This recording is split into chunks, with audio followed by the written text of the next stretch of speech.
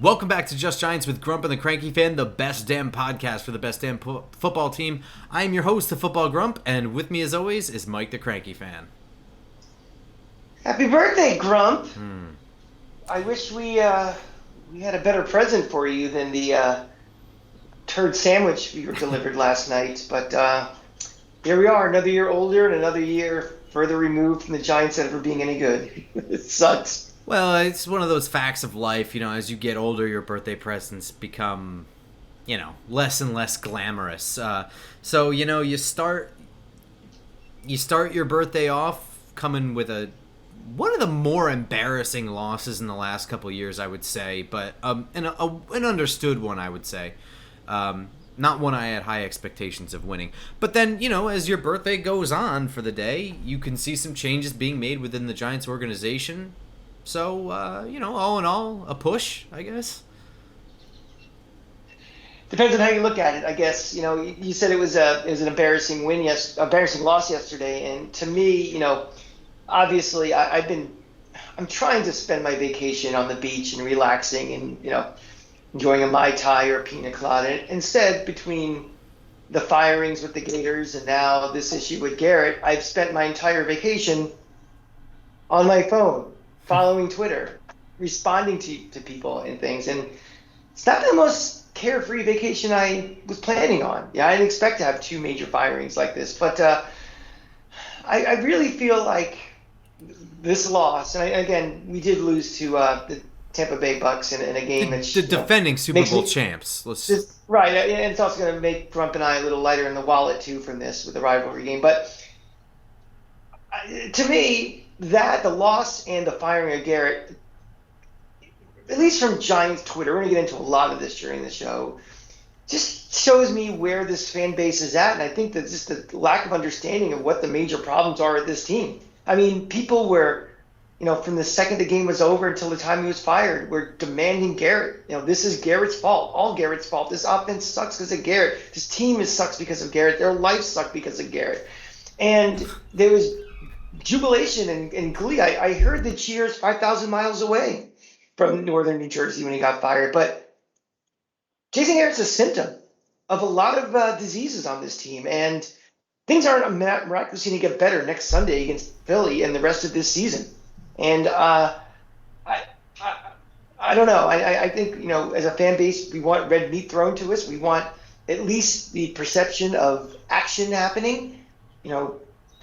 In the NFL, the things you can change happen really off-season.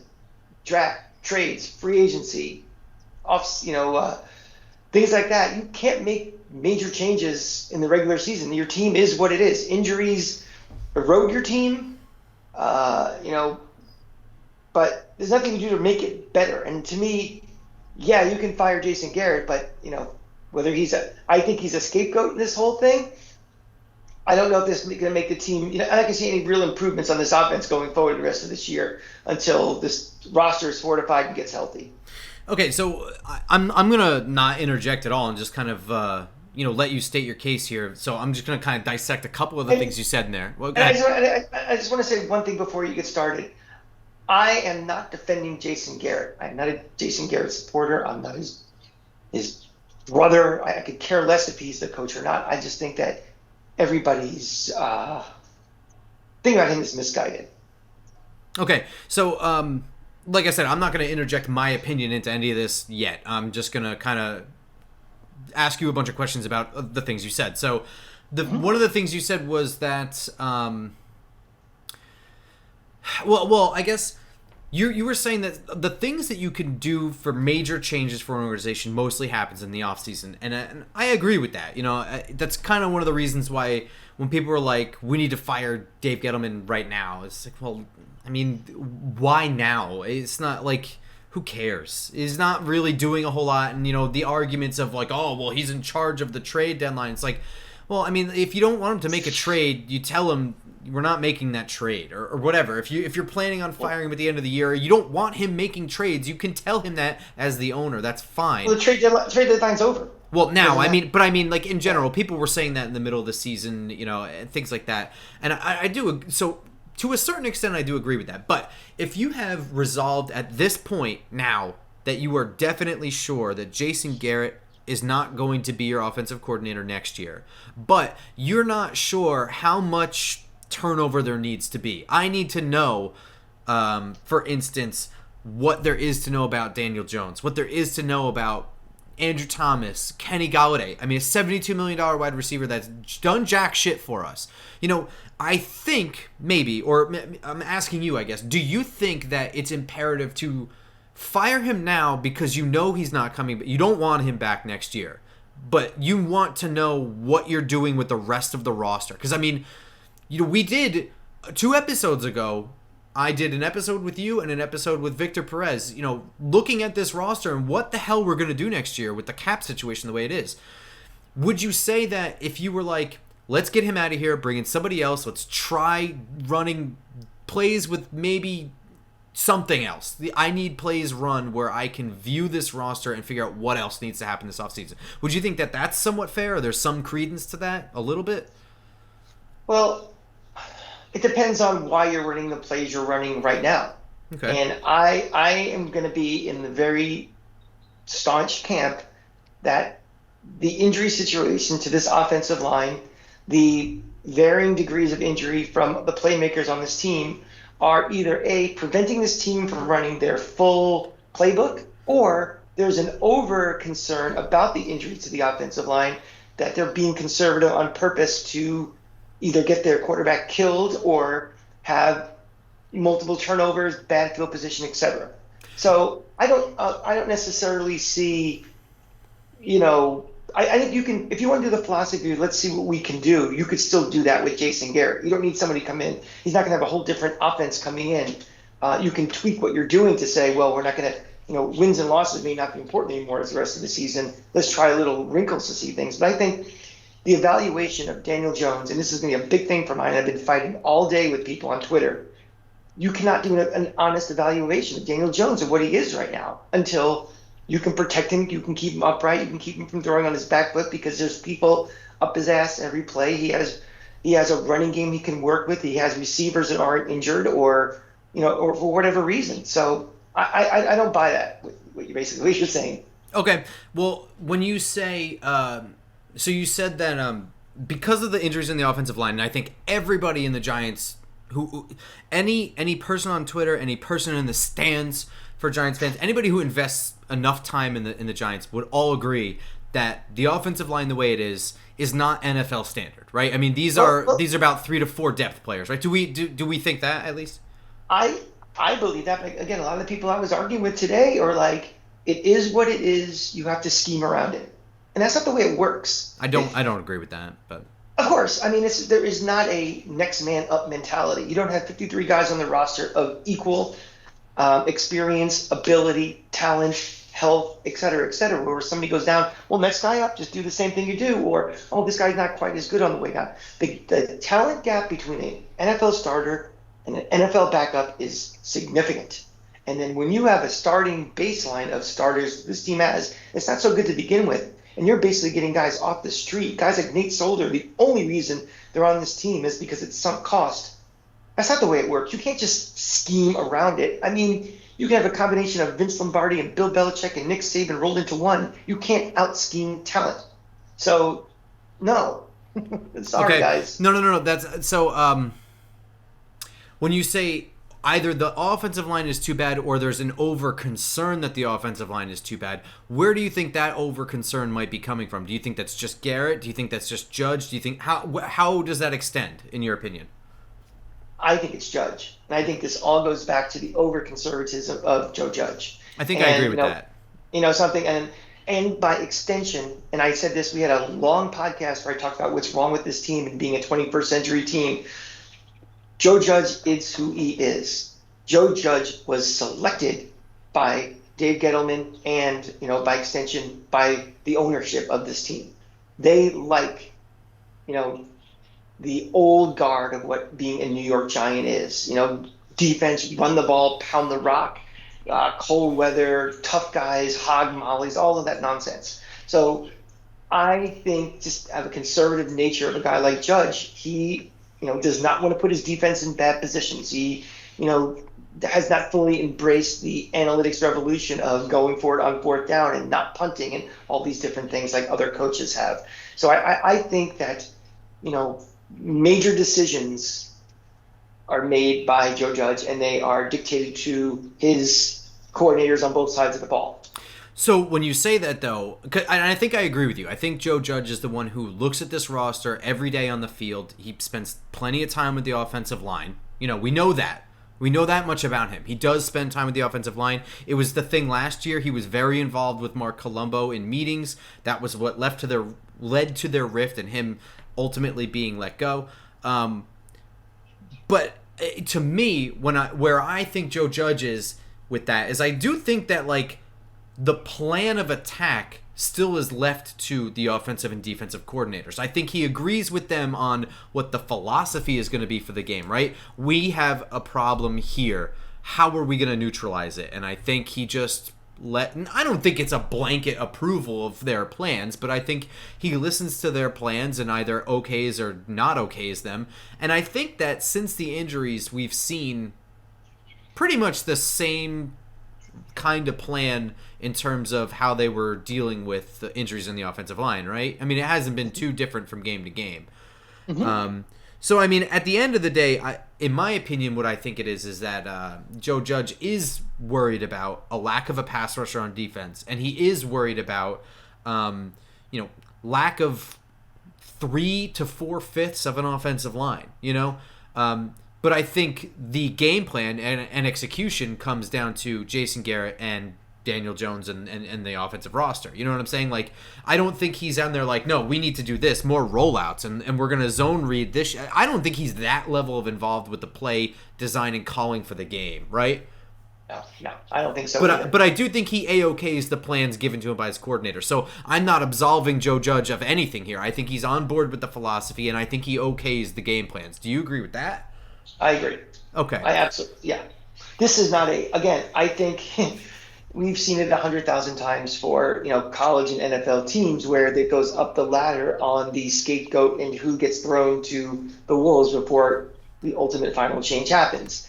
Things are not going well. Usually a coordinator the first step is usually you might see a position coach go. Then it goes to the coordinator level.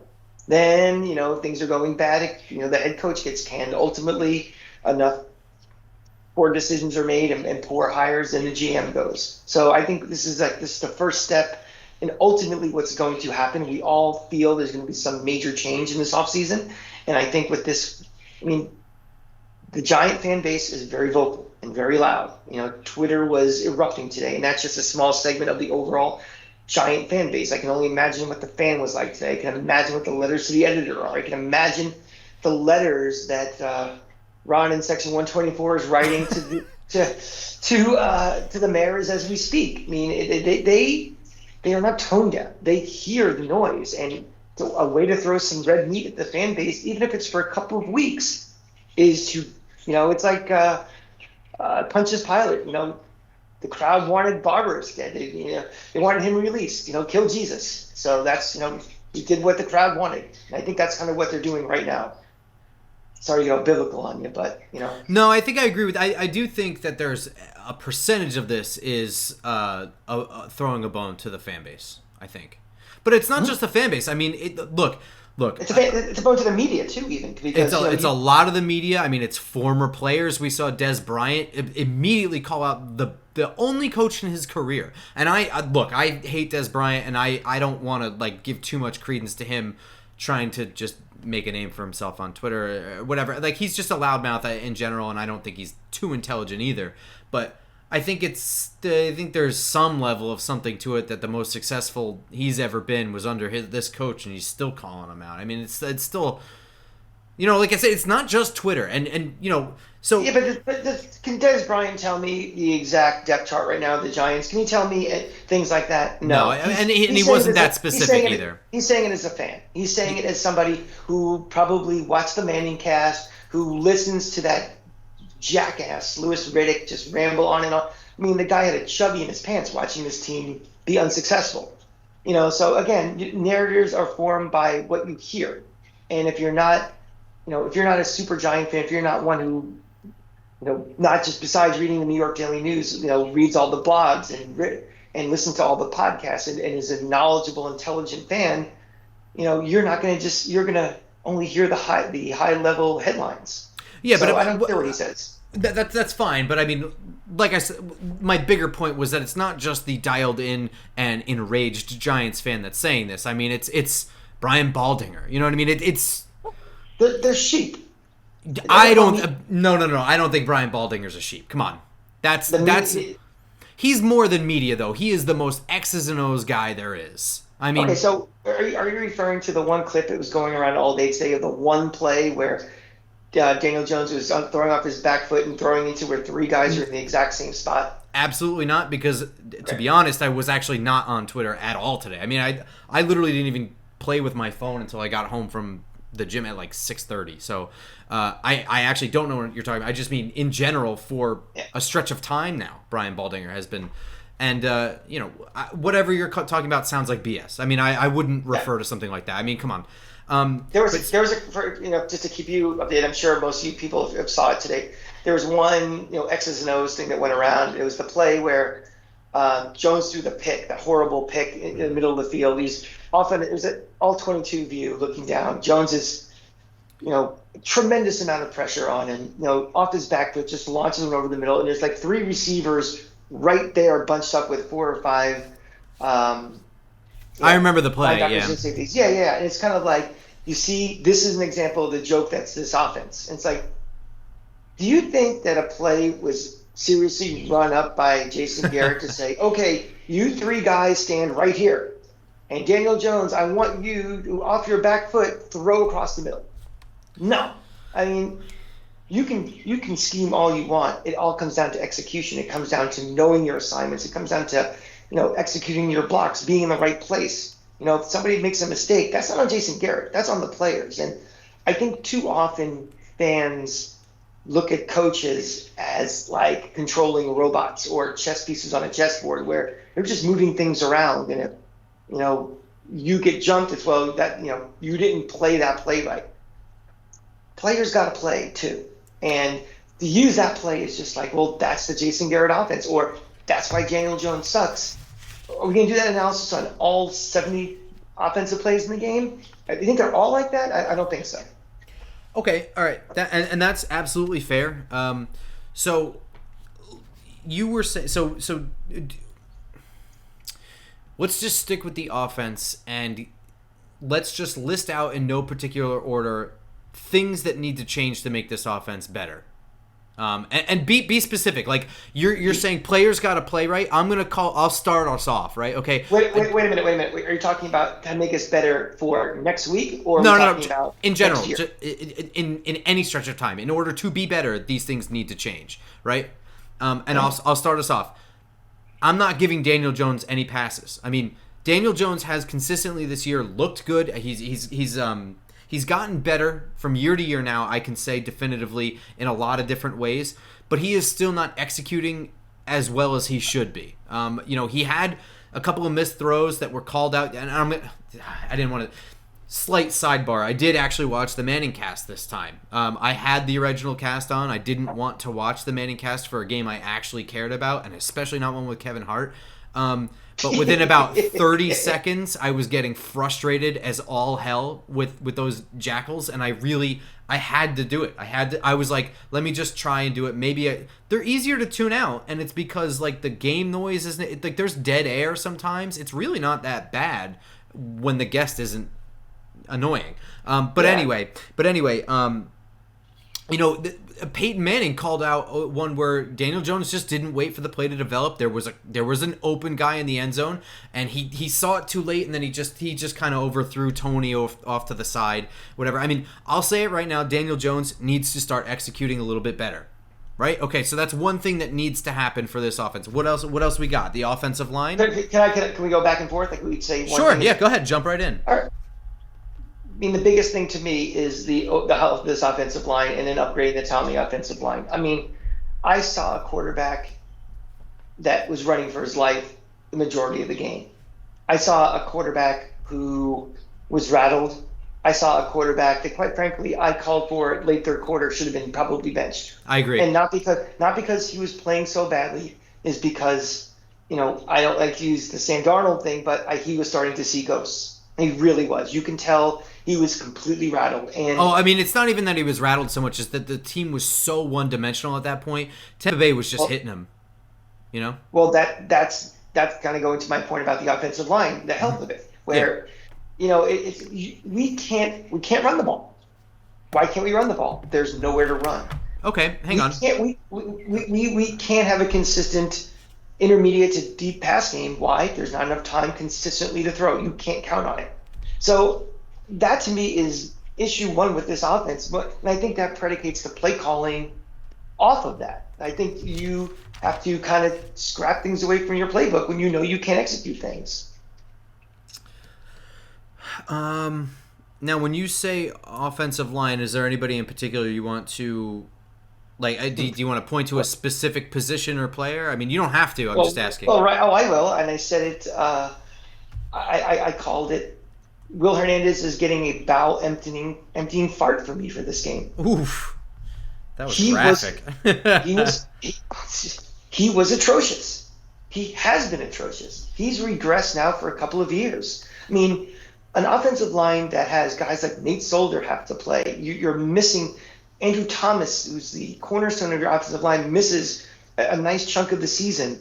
Your starting center, who's your captain, is out for the year. All these things. You need a guy like Will Hernandez, who's check me if I'm wrong, Grump. Is he has the most tenure of anyone in this offensive line right now? On the offensive line, yeah, definitely. Yeah, he sucks. He's terrible. Actually, him and Nate Solder, I think, are equal, but Nate Solder didn't play last year, so I guess... He didn't play last year, and he was basically cut and kind of brought back because he's not worth the uniform he wears. Exactly. But, something, he is what he is. I get that. Will Hernandez gets the fart because he's just plain not good. He would be benched if this team had any depth on the offensive line for somebody to challenge him in practice, challenge him in a game, that you'd sit him down and you'd have him replaced. So you're talking about individual guys right off the bat. Will Hernandez right now, I mean, Nate Solder, we know what he is. He will not be back next year. End of story. That's a victim of the problems of the depth. Will Hernandez is not a backup. He's not a guy we brought in to fill a hole because other people are hurt. He was drafted in what round? Second round pick. So you can't blame Dave Gettleman for not investing in the offensive line. He was a Dave Gettleman pick, correct? Yep. Yeah. Dave Gettleman picked him. So you can't say, well, they didn't invest in the offensive line. They did. He's just failed miserably, getting worse and worse. Okay, if you want to give him a little bit of a pass because of how many offensive line coaches we've had and offensive coordinators, fine. But no, I mean, if I were to give him any pass for this year, it would be very, very slight, and it's because he's playing on the right side for the first time in his entire life. That would be my only pass for him, because to me, a lot of his mistakes are the same things. It's missed stunts. It's missed stunts. He's not very good in the ground game, but he never really was. I think at his best, he's an average to below average starter. I still think, he sucks. But when I list out the 5 offensive line guys, to me, Nate Solder's the worst. And I know, whatever, we know that, fine. But he was the starter for this game, so I'm just grading him based on how they're playing. Nate Solder is the worst. I think after that, I think Matt Skura is pretty bad. He's a scrub off the street. Agree. But since we're talking about this game and this stretch of games now, I mean they've been the starters for the longest portion of the season now. So depth though he may be, this is what we're dealing with this year, and this is sort of what we're grading based on. But Matt Skura is pretty terrible. Billy Price ain't great, but I think he is still worse than Will Hernandez. So for me, well, that's saying something. If somebody who stands out, and again, I didn't watch the All-22. This is me watching. Me either. I haven't had the All-22 yet. For someone standing out as being that bad, thinking that he's even worse, that again, the problem number one with this offense, and you can't evaluate anything else. Offensive coordinator, running game, Daniel Jones, anything. It's offensive line. So I think one of the reasons why Will Hernandez stands out the most as being bad is because he and Andrew Thomas consistently get the least amount of help, and Andrew Thomas is frankly worthy of a top 5 pick. I at least in my opinion now, after what has he played, like 16 games now, 17 games, to me he's shown that he's worth a top 5 pick and the way he's grown, because it's not just sporadically he's had good games. It's been better and better and better and better. And he played, do we agree that he played well this game? The first time back after 4 weeks. I mean, I think he played admirably. I thought so too, yeah. So, Will Hernandez, on the other hand, he doesn't get the same kind of help that Billy Price usually gets. He's usually got at least one guard helping him, sometimes a running back. Matt Skura's always got either a tackle or a center helping him. They always give help to the right side, whether it's Parrott or Solder or whoever is over there. Will Hernandez, I mean, they trust him to try and win, and sometimes he doesn't because he is an average to below average starter. So, I agree with you. Investments were made into this offensive line. I agree with you that he has not stepped up or played up to his billing.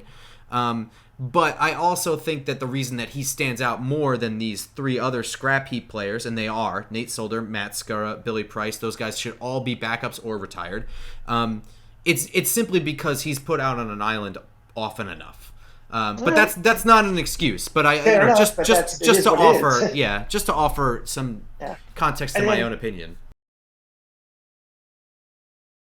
And then there's Matt Peart, who is just kind of like, we knew when we drafted him was going to be a project, right? And last year was a COVID year where the plans for the project were severely impaired, and he's just not ready to start yet. Now, I think it's still to be determined if he can be a functional guy, a rotational guy in this offensive line, but it's too soon to tell yet. But again, an investment was made in him. So again, this is not trying to tie back to some sort of defensive day gentleman. We all know that there's probably a 97% chance he's not going to be back next year. I'm not trying to do that, but it's not like it was just left completely hoping that guys off the street would come in and play offensive line. They've tried to make upgrades to this. It's just due to injury, due to lack of performance, due to slowing development, it just hasn't worked. But all of that, again, it impacts everything else. It impacts your play calling. It hurts your quarterback in his development, in his execution. It hurts everything. So again, it's another just big reason why this is not just Jason Garrett's fault. Your turn. What's your next reason? Well, to piggyback off you with Matt Parrott, I think we can consider it at least a loss on his part. That I understand. I agree with you, right? We knew he was a project, and sometimes projects take more than a year. That's fine. But I will say it's a failure on Matt Parrott's part that he's not better than Nate Solder yet. Great. Yeah, I mean, I don't know how anyone could argue with that. I mean, Nate Solder is so bad that even a project at this point should be better than him, right? I mean, Jesus Christ. But whose fault is that, though? Do you blame that on the offensive coordinator? Do you blame that on the offensive line position coach? Do you blame that on the head coach? Do you blame it on the strength and conditioning coach? Do you blame it on the player? I put all that on the player. I agree with you because players play. Well, players play, but also themselves. Look, man, I know that I just spent time railing on Billy Price and Matt Skura, but like those guys came in here and in a couple of weeks, for better or worse, earned starting spots. You know what I mean? I mean, Billy Price went in there and they moved Nick Gates over to left guard, and Billy Price was in there because they felt that was the best play for this offensive line. Matt Skura comes in and plays over Ben Bredesen, who they traded for. He earned that time over a player they traded for, a 4th round pick, I think. They got him in a 5th round in return. So, I mean, at a certain point, some players who are scrappy players are earning starting spots here. Matt Parrott should be better than Matt Skura and Billy Price. Yep. At this point, he should be. I'm sorry, I said that incorrectly. He should be good enough. He should be better than Nate Solder if these guys are better than the depth that they passed over. 100% agree. So yeah, I put that all on Matt Parrott. That's a player thing. I don't know what the hell his problem is, and we're not at practice. We have, even the media doesn't have access to practice, and I don't know who's in charge of making this call, but I don't think it's Jason Garrett that's saying no, we need Nate Solder or Matt Parrott. That I don't think at all. I couldn't tell you the first thing if he's a gym rat or not, or if he's lazy or not, or he's just entitled or not. I mean, maybe he's the second coming of Eric Flowers, just has a horrible work ethic. I don't know. If it's a horrible work ethic, maybe that should have been, during the draft process, been scouted out and Sure. and researched before. But again, I have no idea. I'm not in No, the no, no. building. We don't know any of this, but there has to be a reason why. Unless it was just a gross, misevaluation of what his current and future skill set could be. Don't know. I But don't either. we know where we are right now. I would say, looking at this, the only other issue I can say, the third thing we're listing now is Jason Garrett's offense. Well, I have one more. Okay, that's fine. I'm throwing I, Garrett on there. All right, go ahead, give me another. okay, I have to think there's something physically wrong with Kenny Galladay because there is no logical reason for the number of snaps he's getting per game, the number of targets he's getting, the number of catches he has. I know he's had a multitude of little naggy things and some more serious things in the offseason, the beginning of the year, but you can't tell me that, never mind just the physical talent that he has, and he was brought in to be your number one, just on the fact of how much money they spent, you would think that just there has to be a concentrated effort to get him on the field more because, from financial reasons or something. He's just not on the field enough. I think there's something wrong with him. I think there's a physical. It's the same thing we thought about with Nate Solder 2 years ago. It's like they're not saying anything, but something's not right. Why all of a sudden he went from being pretty decent to being awful right away? I think there's something going on with Galladay where something is bothering him physically enough that he can't get the sustained amount of reps, and those reps translate into targets and catches and everything. What do you think? I think there's a problem with Kenny Galladay, and I think it's frustration. I think it's emotional and mental, So, whatever you want to call it, weakness or whatever. I think he's frustrated with this offense. I think he's frustrated in his role in it, and you can see it in his routes. I mean, he's not when he is not being told to run in a route that is effective at all. I mean, like an 8-yard curl. Sometimes he's like not even first in the progression. He's just running silly routes. You can see that he is not really even trying. I mean, this is one of the things where he was one of the guys that I looked at and I was, pointing. I was like, this guy here, this is a fake route. I mean, Daniel Jones is instructed to not even look at this direction. You can see it in the body language in the player. So wait a minute. So are you kind of implying then that his frustration and his attitude are reasons why he's not on the field for more snaps? No, I'm saying that's why he is maybe not as effective when he is on the field. Okay, but my kind of question, and a lot of the things they're tying back to Garrett, a lot of the, Giants Twitter is that personnel and like why isn't he on the field more? Why look at his snap counts? He's not in enough. Well, okay, I can answer that, and it was something that was brought up actually in the game is that we don't really run. We are too often running a massive substitution in between like every play.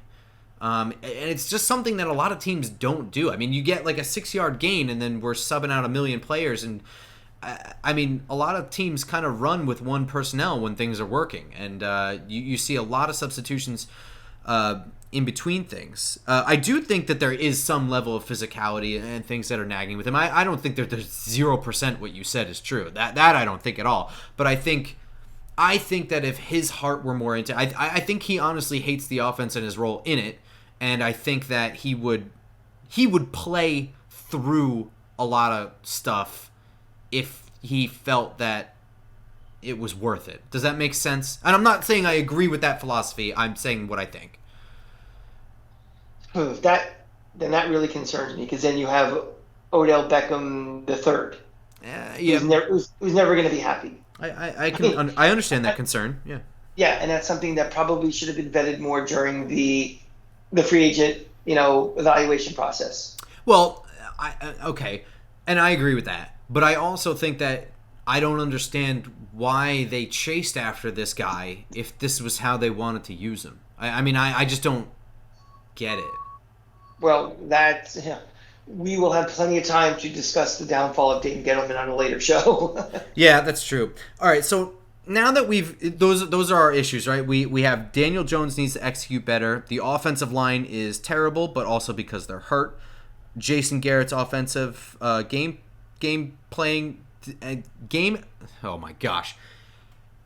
Play calling and play design, and Kenny Galladay, I don't know, needs to execute better, needs to be more effective, needs to be on the field more, whatever the case may be. Those are our 4 things. Mm-hmm. I would predicate the one thing about the Jason Garrett a little further about how much of his play calling and scheming is a result of the other 4 things. Sure. I think the other four things are kind of independent of each other. I think his play calling is kind of a combination and collection of all of those things that factor into it. Gotta rearrange to make sure everything's plugged in, but the Cranky Fan could do a better job making sure his laptop is actually plugged in before we do a show. You're on vacation. It happens. Hey, let me know if you see Jason Garrett out in Hawaii. Well, they are doing a luau, and they are cooking up a big pig right now. So it's a hog molly, huh? Yeah. All right. So those are our 4 things. Let's try our best to put them in an agreeable order. I think at the bottom of the list, I would put Daniel Jones's execution because I think it's been sporadically off. I don't think it's been egregious. You know something, fan base? I'm gonna plead with you. Don't every time he throws a pick, all of a sudden make the decision that we have to all of a sudden use both first-round draft picks to trade up to get the number 1 pick in the draft, and we need a new quarterback, please.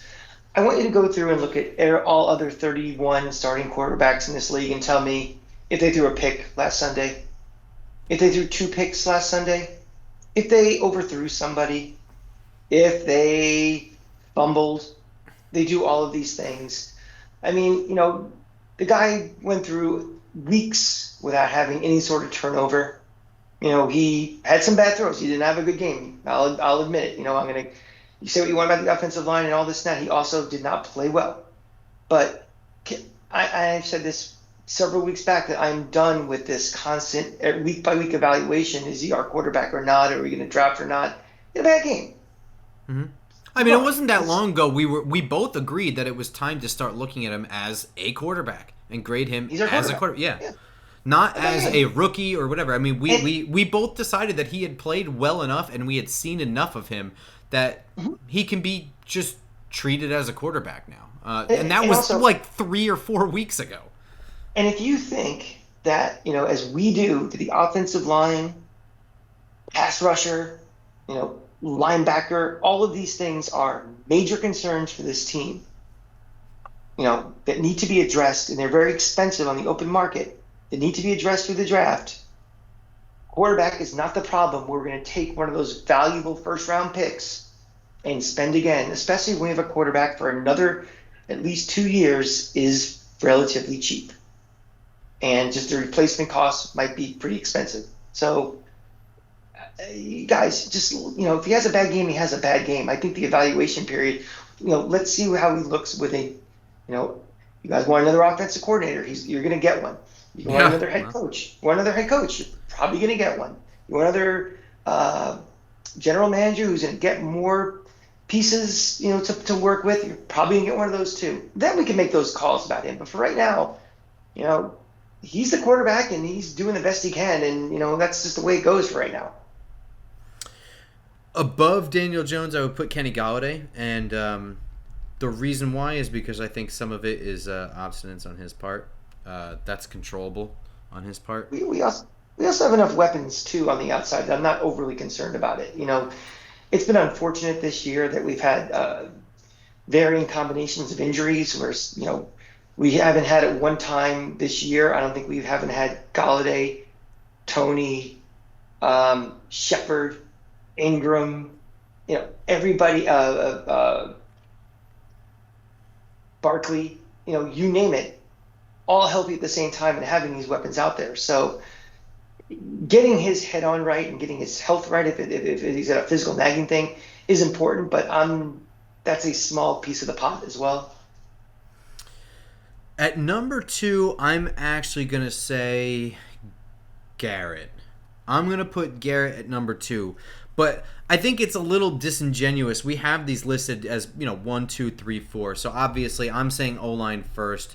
Garrett is the second biggest problem, and then Kenny Galladay and Daniel Jones. But the truth of the matter to me is that 1 and 2 are like right next to each other at the top, and then there's kind of a big gap. And then I think 3 and 4 are really close, way, way below that. Do you agree with everything I just said? 100%. I think the actions of 1 and the availability of 1 are impacting 2 more than 2 impacting himself. I don't think, again, this may be a project for the offseason when you're really bored, Grump, is going back and looking at old, I don't know if it's even relevant anymore, but looking back at old film of the Cowboys and what they did on offense, what they did best. They had a really good offensive line. They ran the ball. They had weapons on the outside. But it was Jason Garrett's downfall as a head coach never was his play calling or his offense or his schemes, or it was his decision making. It was bad clock management, all the things that bad coaches are bad at. He was pretty bad as a head coach. But again, for every Norv Turner who's a great coordinator, he's maybe a bad head coach. We're not saying Jason Garrett's a great coordinator, but outside factors are impacting his ability to do his job.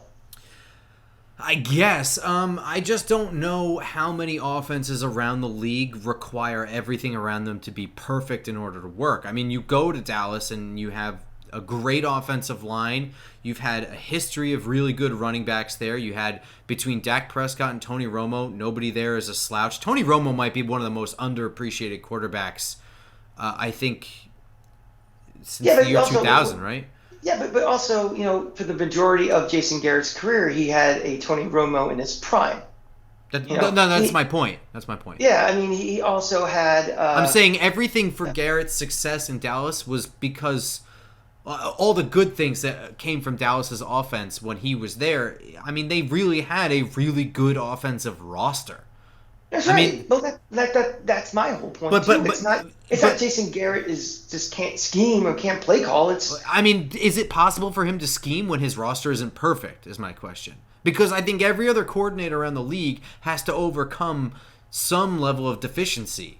Okay, all right, that's a fair point. But is the Giants?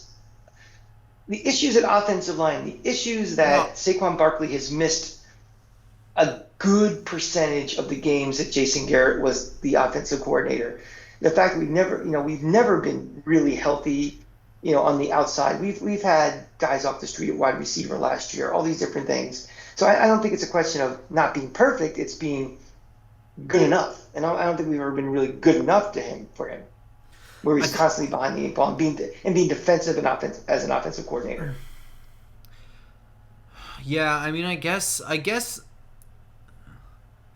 Yeah, it's so close. It's razor thin because, like, on the one hand, because I agree with you. Last year he had a scattershot offensive line that was, I would say, better than this year's, but you had a lot less weapons on the outside, and you didn't have Barkley last year. So, I mean, that's number one. Not to mention the fact that it was a COVID year, and he just came in. Yeah. Mm-hmm. And then this year, he comes in and he gets these weapons, but then they're sort of not available. And then this is probably one of the worst offensive lines I've seen on the Giants ever, right? I mean, a very shaky one to start has been depleted by injury. Yeah, but the starting offensive line has been the same guys for several weeks now. So, why they're there is not irrelevant, but let's just put that aside for a moment. The 2021 offensive line, is it the worst Giants offensive line this century?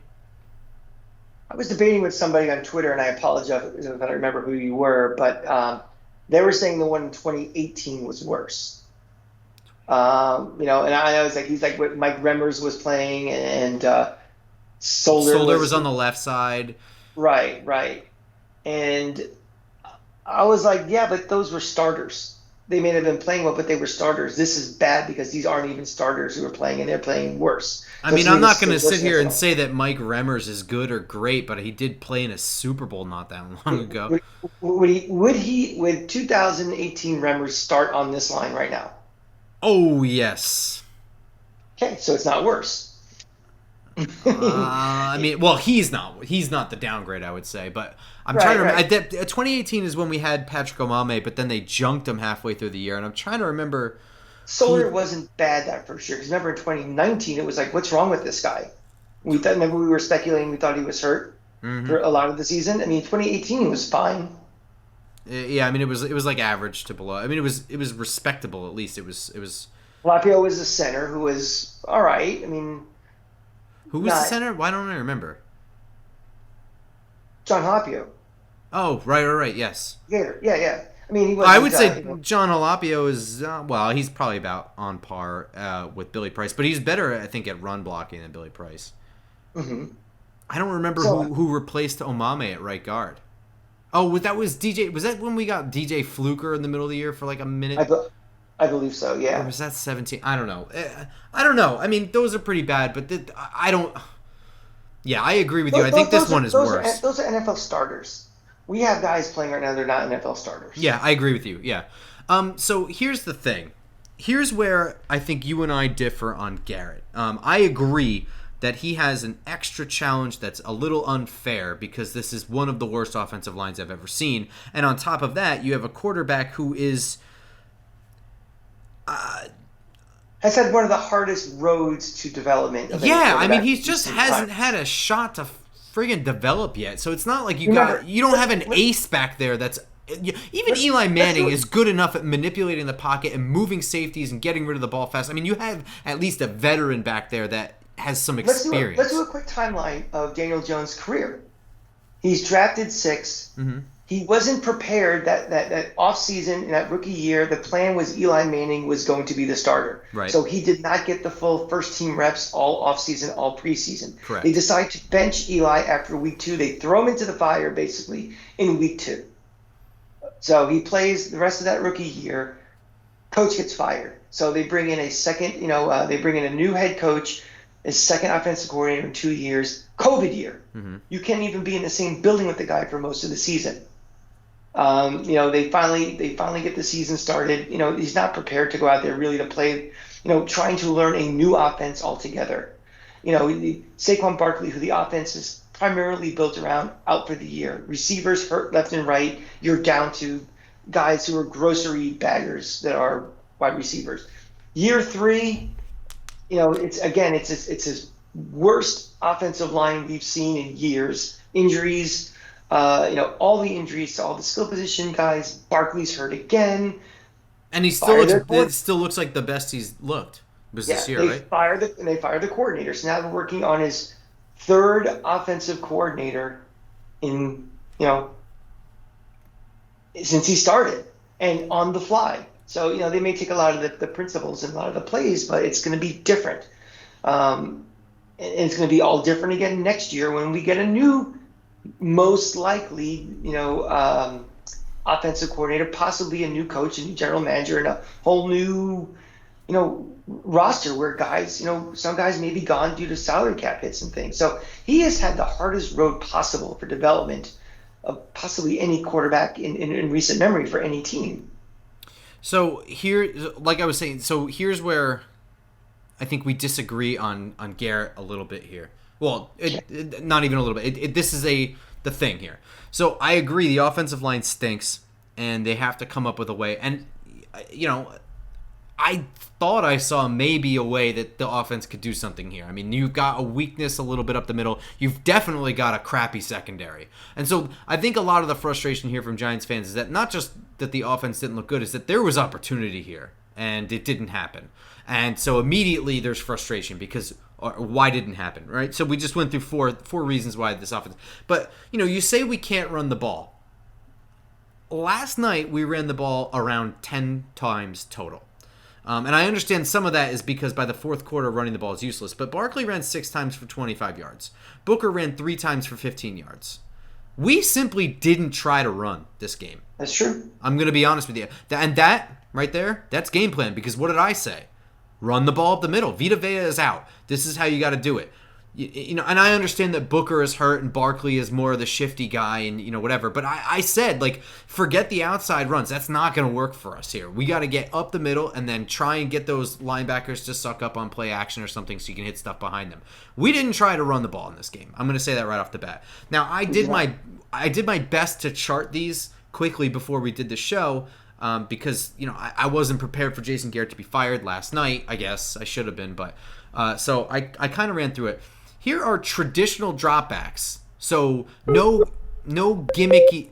These aren't the ones where Daniel Jones is rolling out to avoid pressure or they're running some trick play. Okay, these are just traditional. He drops back in the pocket to throw. No scramble, whatever. First quarter, 10-yard throw for a first down. 13-yard throw for a first down. 14-yard completion for fourth down. Defensive pass interference for Slayton, first down. And then an overthrow by DJ. He missed an open guy in the end zone. So in the first quarter, the 5 times he dropped back traditionally in the pocket was not rushed once. And the only missed connection here was a defensive pass interference that resulted in a first down and DJ missing an open guy in the end zone. So it looks to me like this offensive line can block a little bit here. I think maybe the over concern here is way overblown. And I'm the one agreeing that this is the worst offensive line I've seen in a long time. I think the babying of this offense, and I don't know, we agreed at the beginning that I think Joe Judge is like, the offensive line sucks, show me your proposal. So I think Joe Judge A-okayed this, so don't think that this is a 100% indictment on Garrett. But I think it's more than 50% on Garrett because this is his game plan here. This offense produced 150 throwing yards or some crap like that. That is bogus numbers. Okay, those are bad numbers. And what I see from the first quarter alone here is 5 chances for first downs right there. In the second quarter, it's more of the same. 5-yard check down, rushed throwaway. Okay, agree. A drop by Tony that would have been a first down. That would have been a third down conversion. Ripped right out of his hands. 10-yard check down to Barkley for a first down. And by the way, check down is not a bad thing. Tom Brady utilizes checkdowns to perfection. So when I say check down, don't think that's a negative. And then a big gain to Slayton before the end of the half. That's kind of a throwaway play, and then he fumbled at the end anyway. It's when the third and fourth quarter come along where then I agree with you. You're seeing Daniel Jones start to run for his life. But by then, Tampa Bay is up by so much their defense doesn't even really have to worry. I mean, go ahead, rush guys. Who cares? Pin back. That's what they do. I think that the over-babying this offense and whoever is to blame for it should have gotten axed. I don't know how much of it is Joe Judge. I don't know how much of it is Jason Garrett. But I think I agree I don't want Jason Garrett back next year. Well, I also think the babying, not even so much the, it applies to Daniel Jones and doing what he kind of does best. It's his legs. I disagree that that's what he does best. I think throwing downfield is what he does best. I think what makes him dangerous, is that little hint that he can run the ball. It's an added thing, but yeah. We've completely replaced, any sort of like RPO or anything like that with a trick play. The trick plays are becoming ridiculous. It's because it's funny that Andrew Thomas can catch a ball in the end zone, and unfortunately, it's the only touchdown throw that Daniel Jones had. But I would much rather. I think there's a much greater chance of success. If Daniel Jones, it's a designed rollout and he runs, or he sticks the ball in the belly of the running back, takes it out and takes off for 10, 15 yards or something. I think they're so scared of him getting hurt and so scared that element of the offense is gone. And I think that's what kind of can make him unique and make this offense kind of unique. Because, again, like you said, and I agree with you, that deep pass when he has time to throw can be very dangerous. Oh, yeah. Team. I think we can argue that he is the best deep ball passer in the division. I think you can make that argument. It's just I think so too. Yeah, I mean, but the problem is he's never going to have consistently enough time to have a deep pass. So here's some of the gimmicky crap that I saw in the first half here that were passing plays. I didn't really write down the gimmicky running plays, so my bad. But tight end screen to Rudolph, ineffective. That actually got batted by JPP, but he lined up offsides. So the lined up offsides to me is a net 0. That's a push because it didn't actually affect the play in my way. Then there was a rollout play, throwaway, a 5-yard completion, and then a rollout throwaway on third down. Second quarter, a 3-yard throw to Ingram, a 2-yard touchdown to Andrew Thomas. That's gimmicky crap. By the way, absurd to me that we're calling touchdown things to Andrew Thomas. I credit to you for exploiting whatever. Maybe you saw something on film. But, I mean, these are the plays that we're designing in the red zone. Our trick... We're not good enough to run a normal play in the red zone? Are you kidding me? Sorry. Why did we get Kyle Rudolph? Why did we get anybody? Why we spent $72 million in Kenny Golladay? Why did we draft Kadarius Toney? Why did we do any of this? Our left tackle's our best receiver? Come on. And then a 6-yard gain that was all Kadarius Toney making moves behind the line of scrimmage and a minus 1-yard screen to Barkley. Those are the gimmicky plays I saw throwing the ball in the first half. So I think there's a marked discrepancy here between the first half traditional dropbacks and the first half gimmicky plays that we tried to make things work. I understand that the points came on the gimmicky play here, but there was second and goal from the 2-yard line. I mean, right. I don't know.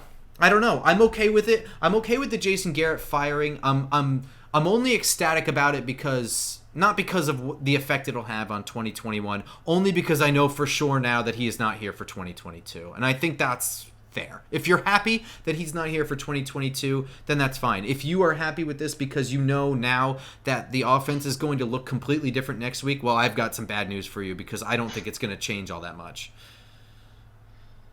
I mean, do we want to play crystal ball every week until the season's over about talking about who will be back next year and who won't? I mean, No, I don't. But I mean, this is all kind of like, this seems like a Band-Aid before a major renovation happens, right? I mean... No, I mean, I don't think this looks like a Band-Aid. I think this is... Sure. It's you're knocking down a wall. You chose this wall to knock down first. I don't think it's a wall that knocks down the ceiling. I don't think this impacts anything really, except that you are resigned to the fact that Jason Garrett is not what you want on this team. That's it. Yeah. Not just this year, and it extends to next year. This is not the guy we want. Period. But I mean, so we list these things, right? Sorry, my overall point here was we listed these things. The O-line is hurt. Jason Garrett's play designs are not overcoming any of the deficiencies on this team, and it's certainly not utilizing all the expenditures that we've made for this team. Kenny Golladay is not playing well enough, and Daniel Jones is not playing well enough. Which of these 4 things can you control? I guess you can control it, but does it make a difference? Does it make a difference for what? What are you trying to make a difference for? Next year or this year? Both. I don't think you can make a change on any of those to truly fix anything this year.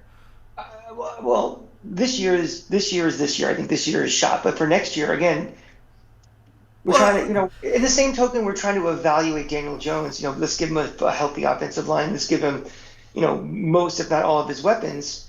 Why doesn't Jason Garrett get that same benefit of the doubt? Because, well, I mean, if you're that's not necessarily my point. I'm just saying if ownership, I'm not talking about me. If ownership is resigned to the fact that Jason Garrett is not cutting it, then go ahead. You can fire him now. I mean, it's not like we're winning anything this season. Who cares? You can't fix the O-line in the middle of the season at this point, right? We're past the trade deadline. We have no assets to trade anyway. You can't fix Kenny Golladay in the middle of the season. You can't fix Daniel Jones in the middle of the season. All these things, these changes that you want to make to the quarterback position, the wide receiver, the offensive line, and changes doesn't mean replacing them. Right. But it's a change for a change. I mean, really, it's like if you're changing it, but the other 3 factors are so, such big factors that change is going to be insignificant and non-effective at all, then why bother making the change? But how is it non-effective? I don't understand what you're saying. This is only step 1 of fixing the problem, right? If the OC is the problem, step 1 is firing him, and step 2 is replacing him, right? I mean, you can fire him now. That's my point, is I don't know if the OC is the problem. Oh, I mean... That's because that's your number 2 thing. That's necessarily my number 2 thing. where I think the other the factors of 1, 3, and 4 are so great that it's forcing number 2 to do more things than he would want to do. But I just went through all the pass plays for the first half, and I don't know how the other 3 factor into them. I think that we said that before, the over concern of, the specter of the offensive line not playing well. I mean, sure, but then if it's over concern, who's the one who's over concerned here? Who's designing the plays to deal with the over concern? I don't know. That goes back to the unanswerable question: is that coming from the mountaintop, saying we need to keep this, close to the vest and play to not make mistakes and not get our quarterback killed and not bad field position or anything, or is it just a decision that Jason Garrett's making? We'll never know that. Well, okay, so let's wrap up the Garrett talk. I don't know if you want to go over anything else, but we'll wrap up the Garrett talk with this question. Firing Jason Garrett, does it not at all guarantee anything for Joe Judge? Right? I mean, no. I mean, he's just as likely to get fired at the end of the season, right? This is a common theme today from not just Twitter, but from writers and everybody, the talking heads, where he did this to try to save his job. And I think it's got nothing to do with it. No, I don't. That's not what I'm asking. I'm saying the firing of Jason Garrett does not actually stop Joe Judge from being fired at the end of the season.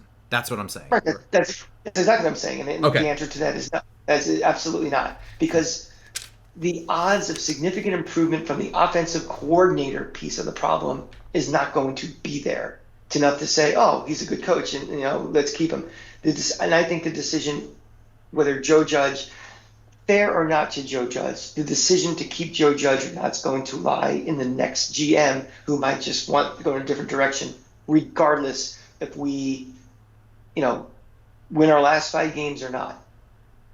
Then that's what I'm saying.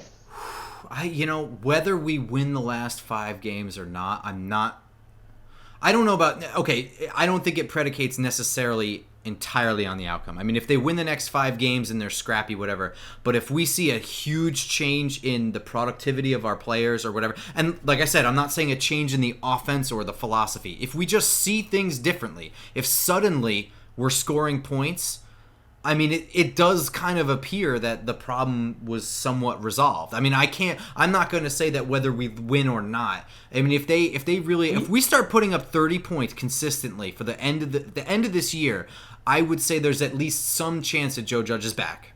I would say that much. But the probability of that happening is, how many games have we gone without scoring 30 points? Oh, like a million. Have we scored 30 points on offense yet? No, it's been. They had the stat yesterday in the ESPN, and I was too sick to even write it down. It's been so long. But so the odds, the probability of that actually happening is extremely low. But like you said, we don't know how much of this is actually Jason Garrett's fault because of all these other factors. It is possible. Right. I mean, I don't think it's astronomically low. I think it's like a 10% chance. I think Joe Judge will be back. The only way I think he will not be back is if they bring in a new GM. They bring in a new GM who has a completely different philosophy of how a team should be built, how a team should perform. What is the overall? We want to become a team that's, offensive minded first. We want to score. I don't want to be a conservative bent to a game anymore. We're going to go for on 4th down all the time.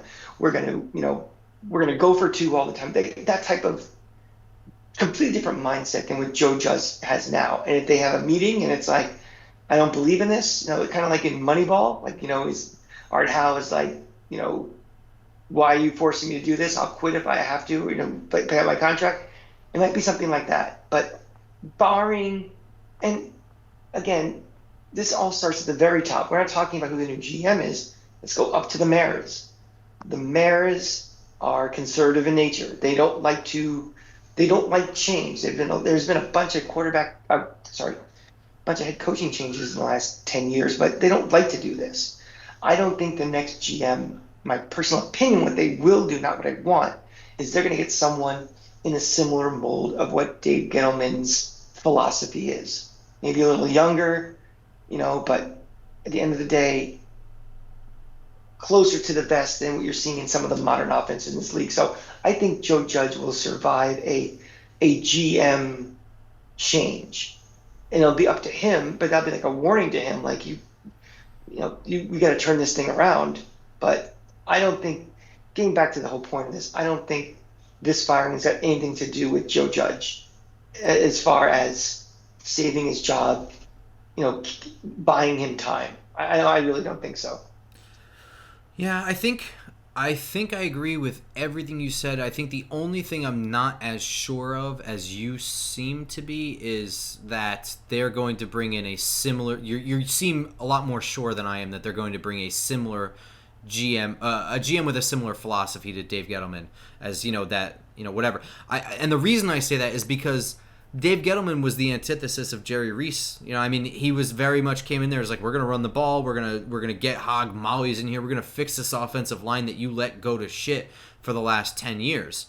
And I think that there's a chance at least that they can be swayed by a GM that's like, look, man, you guys don't score points. That's what the NFL is like these days. That's why you guys have been in the dwellers for a while. So I think there's at least a chance that we have a different style GM that wants a different style coach. And let me be very clear. That's exactly what I want. Okay. I want to be a cutting-edge offense. This league, you can say all you want about ball control, ground and pound, great defense. Fine, whatever. This league is won by teams that score points. Look at the last 15 years. Look at the Super Bowl winners. Look at the scores of Super Bowls. Look at the scores of championship games. Look at the scores in the playoffs. How many points winning teams score? It comes down to scoring points, winning shootouts. And we are the furthest thing from that right now. Oh, absolutely. Got to change. So, I don't really have anything else to say on this game. So the only other thing I really have for you, and this doesn't have to be a big, long thing because it's sort of a pie-in-the-sky thing, is I was watching I don't know what it was, actually. I was watching a string of Talking Giants episodes because I was behind on them. By the way, I try not to watch any Giants creator content things before we do our episodes. So if there's anything that looks like plagiarism, it's organic. I promise. I am the same. I highly recommend everybody watch everybody, listen to everybody. Yeah. But me, I'm the same way. I wait till we record on Monday night. This is Tuesday night. And then I listen to Patty, I listen to Bobby and Justin. I love you guys. We'll be tailgating with you guys this weekend at the Meadowlands again. I try to keep my own thoughts pure before I listen to what other people's takes are. Whatever I was watching was a live Q&A, and somebody jumped in there and said, what do you think about Dan Mullen coming in as OC? And I can't think of anybody better to ask and any better time to ask it than talking about conservatism and stuff. So let's hear. You have had years of experience with Dan Mullen, so go ahead. Okay, now I am going to preface this little thing because he was just fired 3 days ago. How long have we been here? Why? When was that game? Sunday he was fired. So it's still raw, the emotion with him. But I was in the camp of getting rid of Dan Mullen beginning of this year. For those of you who don't follow Florida football, you should, but if you don't, or follow the SEC as closely as I do, you're going to hear the standard line of he's an offensive genius. He should be an offensive coordinator in the NFL. It's not going to work for a few reasons. Number one, the big thing is he is extremely stubborn. He is extremely difficult to work with. You can ask coordinators that have worked with him. You can ask players that have played for him. He is not a collaborative guy. He's a very stubborn guy. This is the way I do things when it comes to what's quarterback he's starting over the other. He favors loyalty over merit. Guys that are upperclassmen play over better guys who are younger. Guys he recruited get the advantage over guys he didn't. Things like that. Second of all, he is not. His problem is it's not even so much that he's conservative. It's just he's all over the place with when he's aggressive, when he's conservative. Some games with a minute left before the half, he'll just start the 7-yard line and start pass. Sometimes they'll start on the 30 with 30 seconds left and 2 timeouts and just kneel and take a knee and go to halftime. There's no consistency into what his thinking is. Third thing, he would be an absolute nightmare with the New York press. He got tortured by the Gainesville press because every time he lost, he became very defensive, very obnoxious, deflecting blame on everybody but himself.